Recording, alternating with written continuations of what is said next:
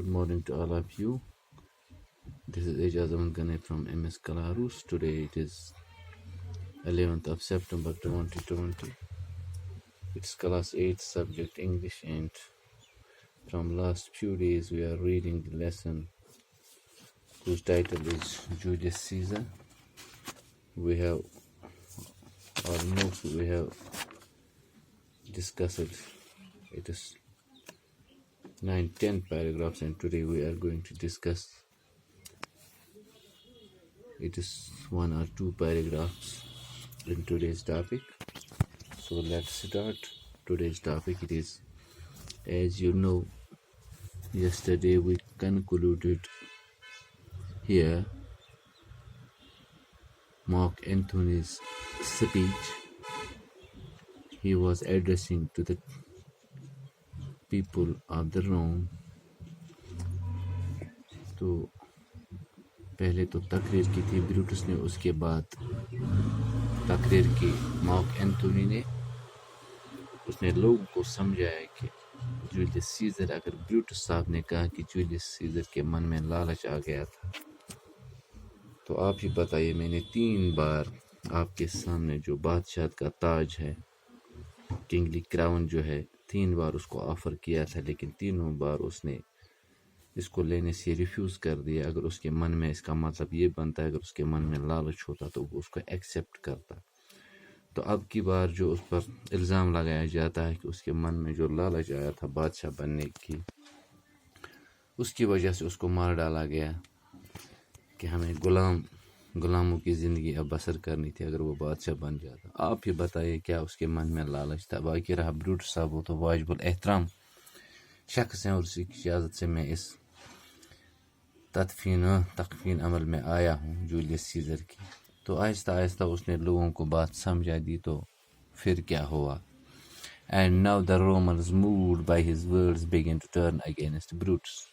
اب جو روم کے لوگ ہیں ان کے سمجھ میں ساری بات آ گئی. اس کے خلاف جولیس سیزر کے لیے ایک سازش رچی گئی تھی. ایک سازش کے تحت اس کو مار ڈالا گیا. بلکہ یہ سب جھوٹ ہے جو بروٹس نے ہم سے کہا ہے. اب وہ اس کے خلاف ہو جاتے ہیں، بروٹس کے خلاف.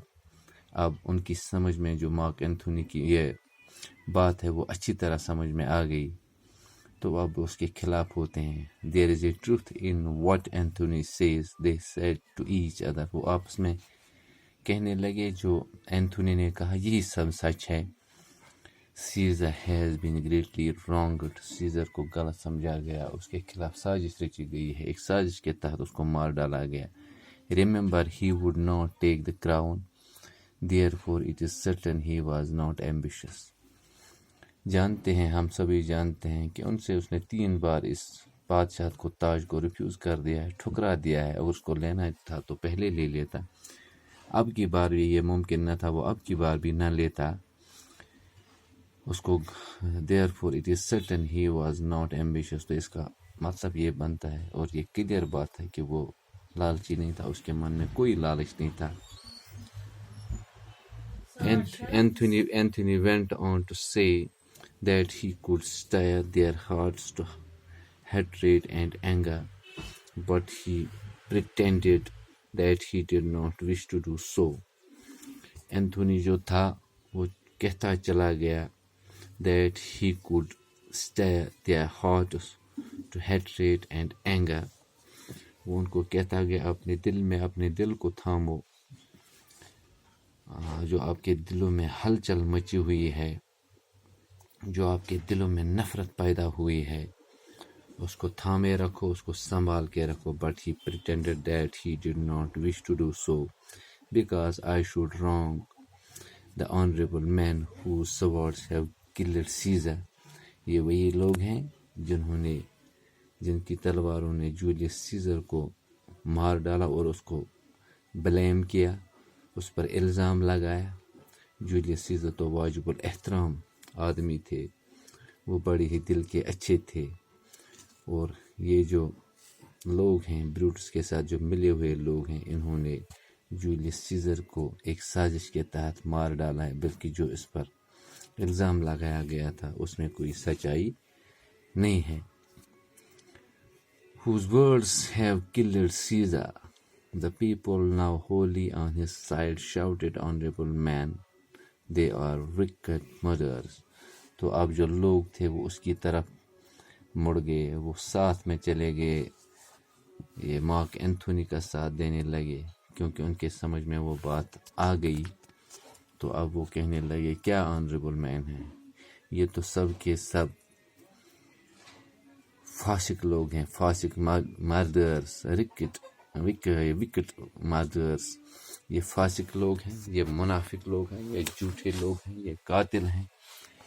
تو اب وہ سب کے سب بروٹس کے خلاف ہو گئے اور اینتھونی کا ساتھ دینے لگے۔